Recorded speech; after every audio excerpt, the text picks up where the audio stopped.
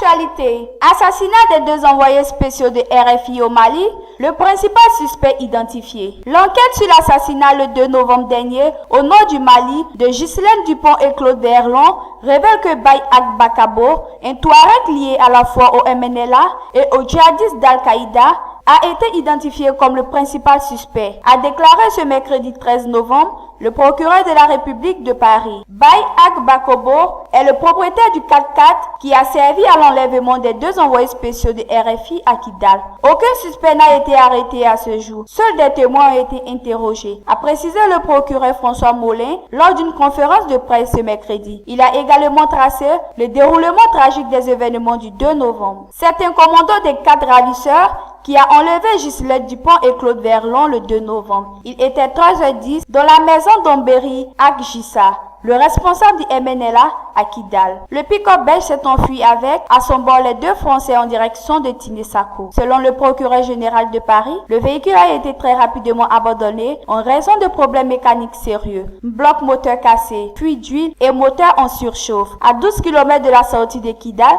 les ravisseurs sortent de leur pick-up avec leurs 2 otages. Selon le procureur, après autopsie, Ghislaine Dupont a été tuée de 3 balles de gros calibre, dont une mortelle dans le thorax. Claude Verlon a été exécuté de dos par une rafle de balles de la tête aux pieds. Une prise d'otage qui aurait mal tourné. Les enquêteurs français privilégient la thèse d'une prise d'otage qui aurait mal tourné. Selon le procureur général, François Mollet évoque 2 scénarios. Première hypothèse, une fois la voiture à l'arrêt, dans la confusion, les otages auraient tenté de fuir. Deuxième hypothèse, craignant l'arrivée imminente des forces françaises, les ravisseurs auraient liquidé les otages pour échapper aux Français. Actuellement, l'enquête franco-malienne se concentre sur un suspect. Baye Bakabo a été vu la veille du meurtre dans Kidal à bord du pick-up en train de faire le plein d'essence. D'intenses recherches sont lancées pour retrouver le commando. Côté enquête, une information judiciaire va prochainement être ouverte à Paris et à Bamako.